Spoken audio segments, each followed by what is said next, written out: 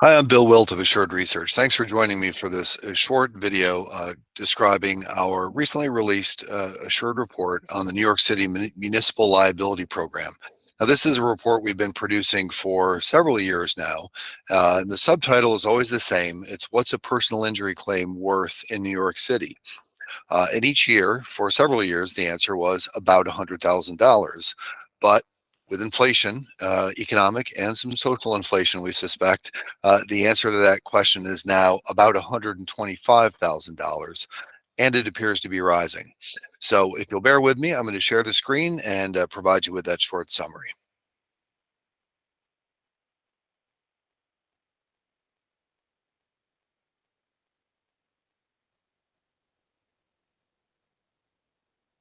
Good. Now you should be able to see the screen. And there we go.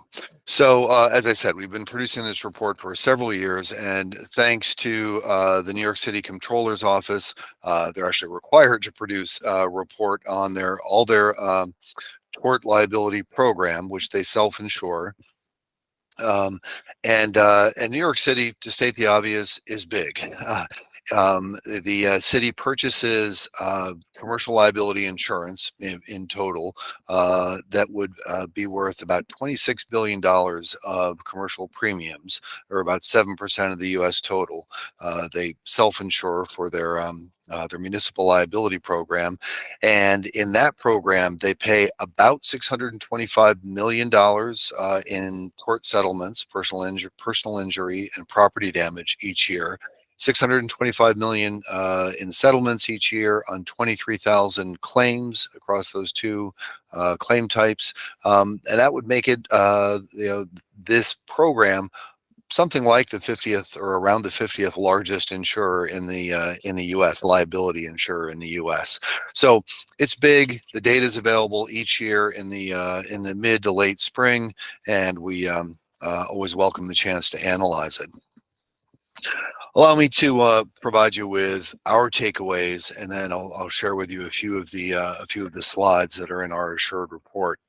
This year, three observations really stood out. The first is the punchline for the report, which is that the value of a personal injury, separate from property damage, a personal injury claim in New York City, the average value is about $125,000. That's up 31% from the value in 2019 and the years immediately prior to that, where it was fairly stable. So it's up meaningfully, up 31% over the years since the onset of the pandemic. And it appears to be rising. We'll show you that in graphs. There is some interesting, we think, information on motor vehicle claims, which not surprisingly, there are a good number of instances where pedestrians and other cars interact with New York City owned vehicles each year. So what's interesting is property damage claims involving a New York City motor vehicle. They're still 23% lower than fiscal year 2019. So kind of comparing immediately pre-pandemic to the most recent information. So property damage claims 23% lower, but personal injury claims 9% higher. So that begs the question, is there a rising propensity to bring a personal injury claim? And what's also interesting, twofold, the personal injury severity for motor vehicle claims has risen about 10% per annum in recent years. And the motor vehicle settlement rate, so looking at a calendar year basis, the number of motor vehicle personal injury claims settled as a percentage of filed, that's really fallen sharply. And when you put those two together, rising severity, slowing settlement rate, you have to wonder whether more attorneys are getting involved in slowing the settlement process. That very much, if so, would be, if that's an accurate assessment, would be very consistent with what we're hearing from other auto insurers and seeing in private passenger auto rate filings, that the claims process is slowing, that more attorneys are getting involved, and the severity is rising. Third observation is that the overall tort claims remain noticeably below pre-pandemic levels, and that's around 17% lower. Personal injury 14%, property damage 22%. So the issue here isn't claim frequency, but rather claim severity. So allow me to just show you. You can run your eyes over that. You see there's a lot of graphs. We're just going to show you a quick subset of that. If you'd like to see more and you're not a subscriber, reach out, and as part of a trial, we'd be happy to share this with you. And subscribers, of course, can find all this content in the report. This shows the personal injury claims on the left, property damage claims on the right, claims by cause of action, and these are in both cases a subset of the causes of action. There might be something like 12-ish or 12 to 15 causes of action for both of these. We're showing the major ones here: police action, correctional facilities. Things happen on sidewalks in cities, motor vehicles, etc.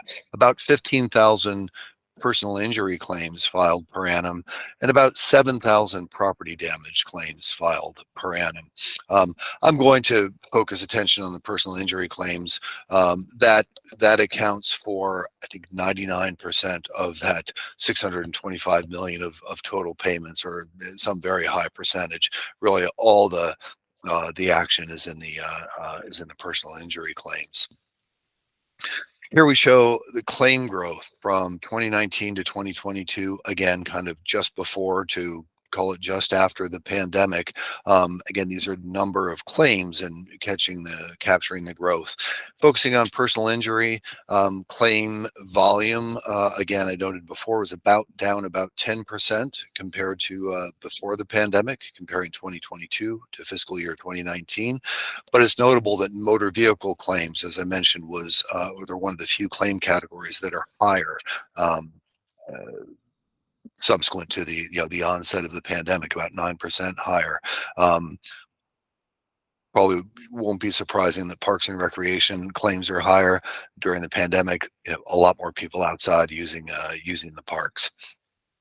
I will draw attention on the right-hand side. Property damage claims, again, consistent with before. If you look down there at the bottom, property damage motor vehicle claims 23% lower. So this interesting disconnect: property damage motor vehicle claims lower compared to at the onset of the pandemic, but the number of personal injury claims associated with motor vehicles higher, potentially rising propensity to sue.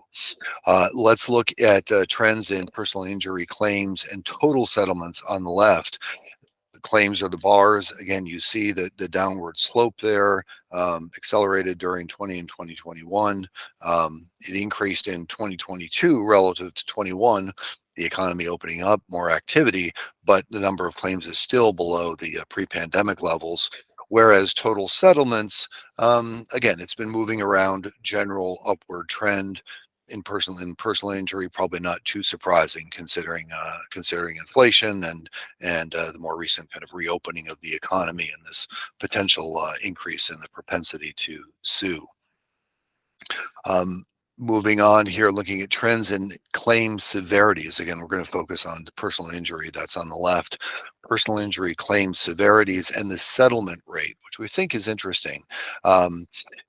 Personal injury claim severity, you see that rising. Remember that the answer to the question of a claim being worth about $125,000, you see that on the bar on the right-hand side in 2022. That's about $125,000, and it's rising appreciably over the last few years. And 125 is the highest number in our record going back to 2008. Although, of course, these aren't inflation adjusted, so you'd expect some upward trend. But the settlement rate, the fact that that's declining, again, is very interesting, we think. Why is it? Because the courts are closed? Is it because people are less likely to settle? Is the city changing its tactics and maybe not settling claims as quickly as they might have before?